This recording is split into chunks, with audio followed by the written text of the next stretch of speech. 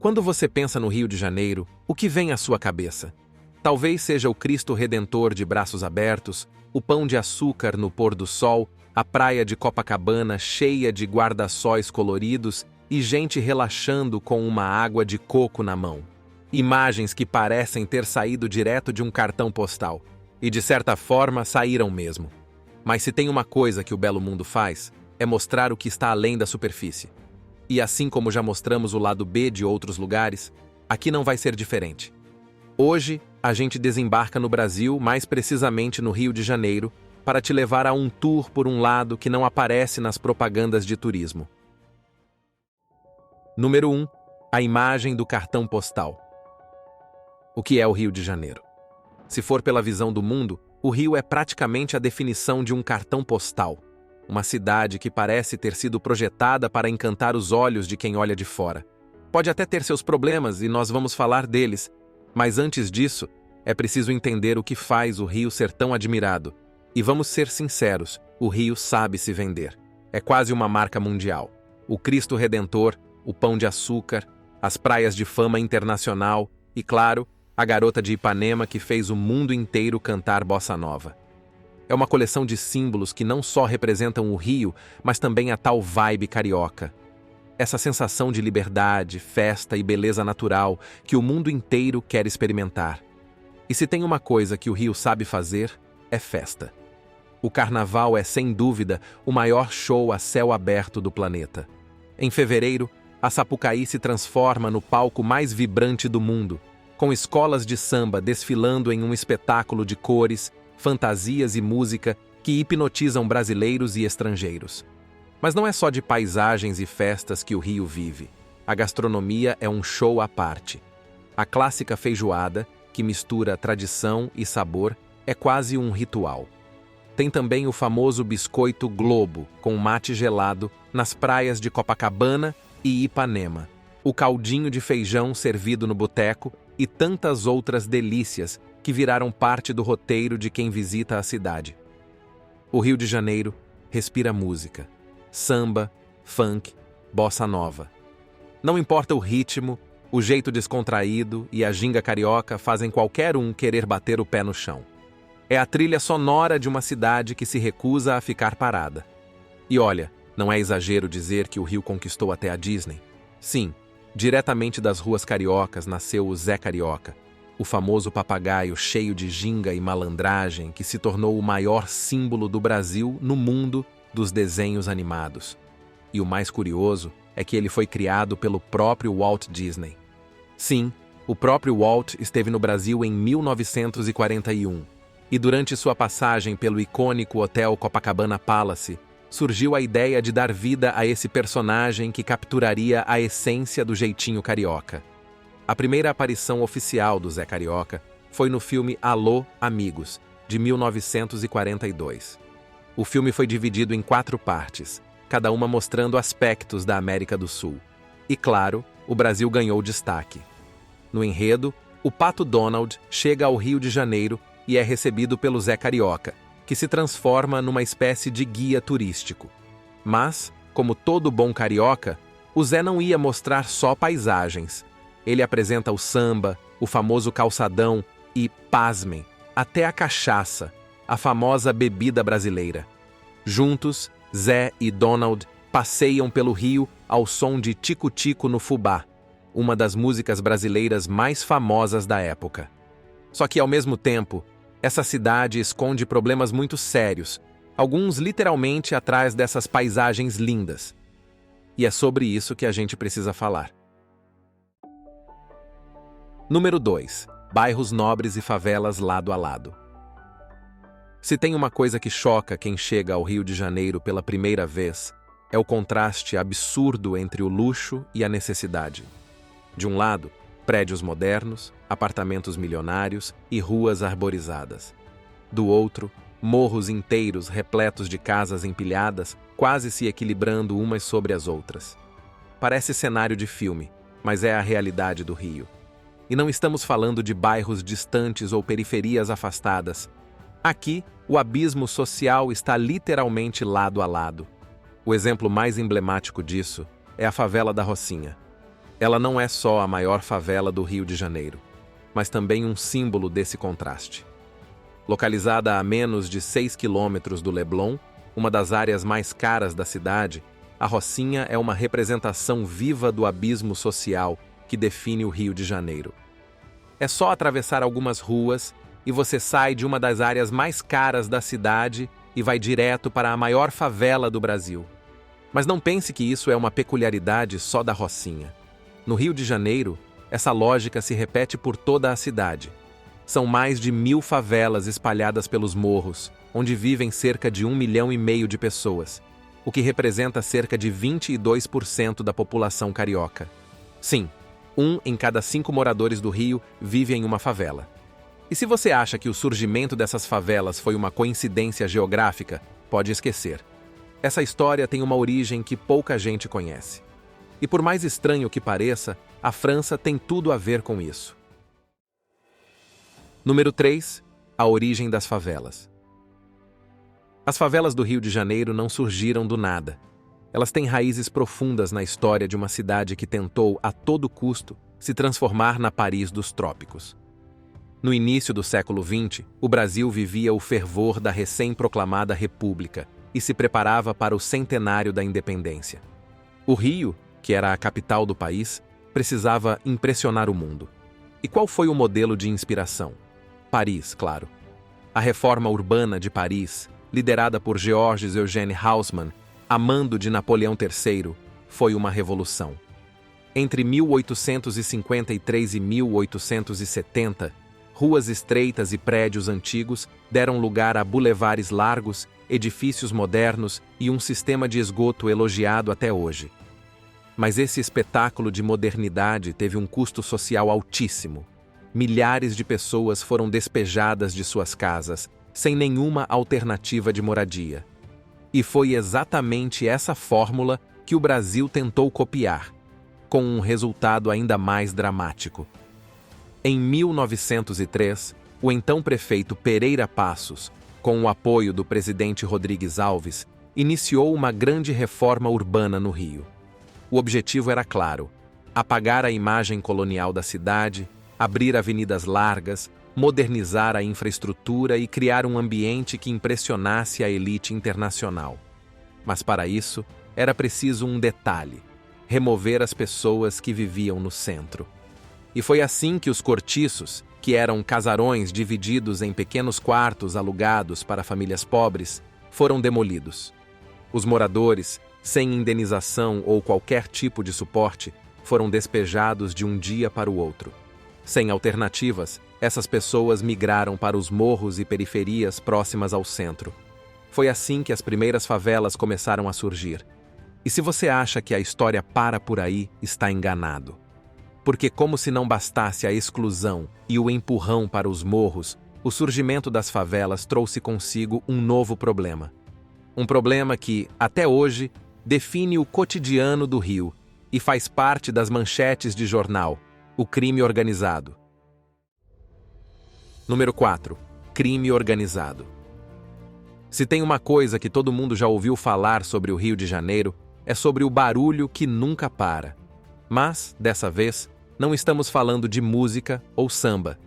Tiros, operações policiais e disputas de facções fazem parte do som ambiente de quem vive nas favelas. E não pense que isso é coisa de novela ou notícia sensacionalista. Essa é a realidade diária de milhares de pessoas.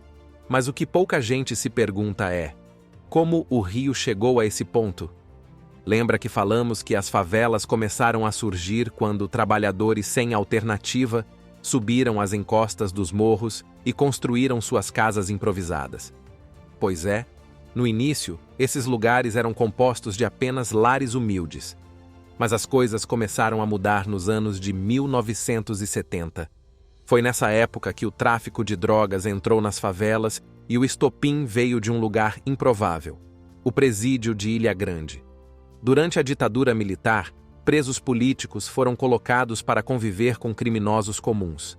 Pode parecer uma simples decisão administrativa, mas o resultado foi devastador. Os presos políticos ensinaram táticas de disciplina, hierarquia e organização. Os criminosos aprenderam rápido e usaram esse conhecimento fora das celas. O que antes era só uma gangue se transformou em algo muito mais poderoso: as facções criminosas. Foi aí que surgiram nomes que hoje todo mundo conhece: Comando Vermelho, Terceiro Comando e outros grupos que, no começo, eram apenas gangues locais. Com o tempo, se tornaram verdadeiras organizações paramilitares. Eles controlam territórios, gerenciam o tráfico de drogas e impõem as suas próprias leis dentro das comunidades. E o cenário só piora. Número 5. Ondas de crimes.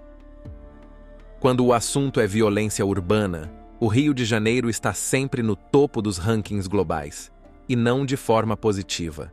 O Numbeo, uma das maiores plataformas de dados sobre segurança e qualidade de vida, colocou o Rio na 4ª posição entre as cidades mais perigosas das Américas.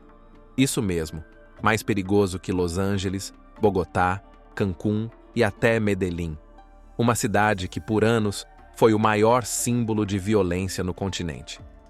Se esse dado já não for suficiente, os números de tiroteios revelam a gravidade do problema. Entre julho de 2016 e julho de 2017, foram registrados mais de 3.800 tiroteios em comunidades cariocas. Isso dá uma média de 319 tiroteios por mês. É praticamente um tiroteio por dia. E acredite, de lá para cá, a situação não melhorou. Segundo o Instituto Fogo Cruzado, que faz o monitoramento de disparos de arma de fogo, o cenário ficou ainda mais tenso. De janeiro a outubro de 2024, foram registrados 2.165 tiroteios na região metropolitana do Rio. Desse total, 795 ocorreram durante operações policiais, ou seja, em confrontos entre a polícia e as facções criminosas. E se você acha que o problema fica só nas favelas, a realidade mostra o contrário. Boa parte dessas mortes não aconteceu em vielas e becos escondidos. Algumas das cenas mais chocantes ocorreram em plena zona nobre da cidade. Um dos casos mais impactantes foi o assassinato de 3 médicos ortopedistas na Praia da Barra da Tijuca, um dos bairros mais ricos e movimentados do Rio. Mas a fama de cidade violenta não surgiu só por causa do tráfico. Número 6. Tráfico, milícias e a complexa teia do crime. Se você acha que o maior problema de violência no Rio de Janeiro vem só do tráfico, está muito enganado. Porque além das facções que dominam as favelas, existe um outro poder que cresce na surdina: as milícias. Esses grupos não aparecem armados com fuzis no meio das ruas. Eles controlam a sombra, e é aí que está o perigo. Diferente do tráfico, as milícias não precisam mostrar as armas o tempo todo.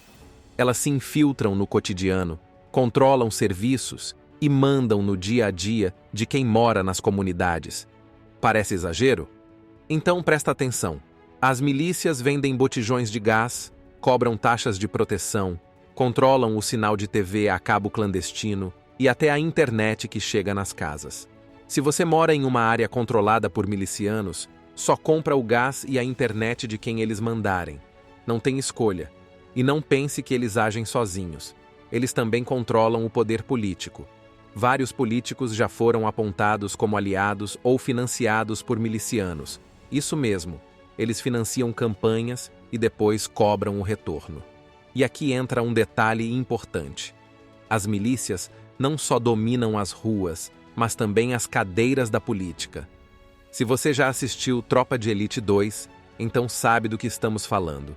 No primeiro filme, o foco era a guerra entre o BOPE e o tráfico, mas no segundo, o esquema das milícias foi escancarado. Não foi só um roteiro de cinema, foi um retrato da realidade. Agora, não pense que o tráfico e as milícias vivem em paz, cada um no seu canto. Esses dois mundos também se enfrentam. Milícias e facções disputam o controle de comunidades inteiras. É como se fossem 2 exércitos tentando conquistar o mesmo território. E quando isso acontece, o que sobra para os moradores? Medo e desespero. E acredite, essa guerra não é nova. Desde 2023, o Comando Vermelho começou a atacar comunidades que eram controladas por milícias. Mas essa invasão não é só sobre tomar o território. Depois que o grupo vence, vem a limpeza, e isso significa caça a parentes, amigos e qualquer pessoa ligada ao grupo derrotado. O ciclo de violência nunca termina. E ainda tem o Jogo do Bicho, uma loteria clandestina com décadas de história, envolvida em esquemas de propina, relações com políticos e policiais corruptos. E aí chegamos na parte que muita gente não gosta de falar: a corrupção policial. Sem ela, nada disso seria possível. Muitas das ações das facções, das milícias e do Jogo do Bicho só acontecem porque existe alguém do outro lado fechando os olhos. E às vezes não é de graça. Isso foi muito bem mostrado nos filmes e até em produções internacionais como Velozes e Furiosos 5, onde um bandido é protegido dentro do complexo policial militar carioca. Mas você acha que acabou? Claro que não. Já ouviu falar dos arrastões? Número 7. Arrastões. Se tem uma coisa que deixa qualquer um em pânico no Rio de Janeiro, é o famoso arrastão. Todo mundo já ouviu falar e, infelizmente, muitos já viram de perto. O arrastão não tem hora nem lugar. Pode ser na praia, no ônibus, no metrô e, mais recentemente, até no meio do trânsito. Para quem não sabe, arrastão é quando um grupo de pessoas, geralmente jovens ou adolescentes, se juntam para roubar várias pessoas ao mesmo tempo. Eles atacam de forma rápida, criando pânico e pegando celulares, bolsas, carteiras e tudo mais que estiver à vista. Um dos exemplos mais recentes aconteceu na Avenida Brasil, uma das mais movimentadas do Rio de Janeiro. No final de novembro, em pleno horário de pico e trânsito travado, criminosos pararam o fluxo e começaram a roubar os motoristas um por um.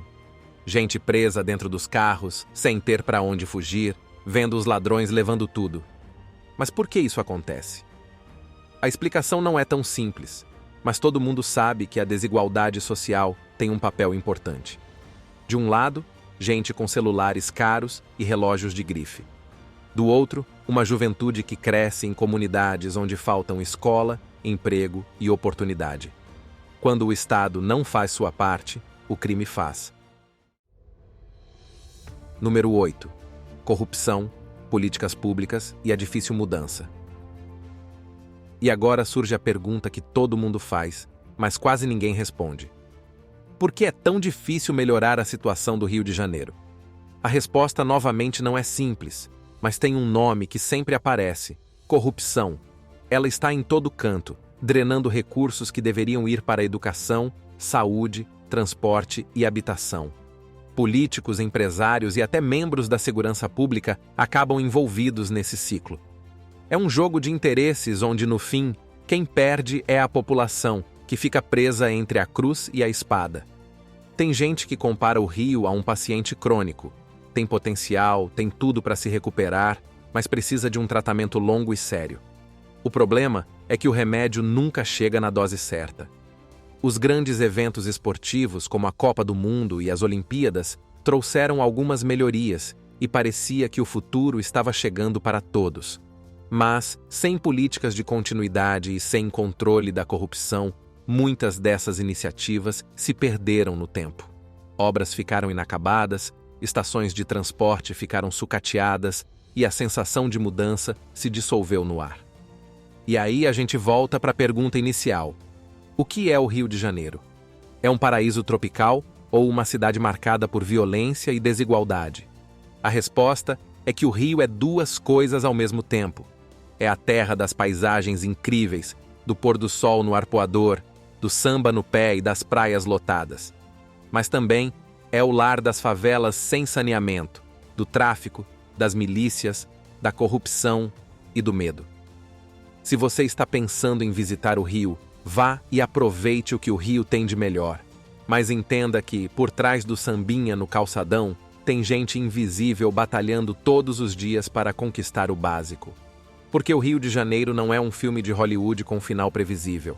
Aqui, o enredo muda o tempo todo. Se você curtiu essa jornada, fique por aqui. Inscreva-se no Belo Mundo, ative as notificações e acompanhe nossas próximas explorações por destinos fascinantes e estilos de vida que impressionam. Obrigado pela companhia e até a próxima aventura.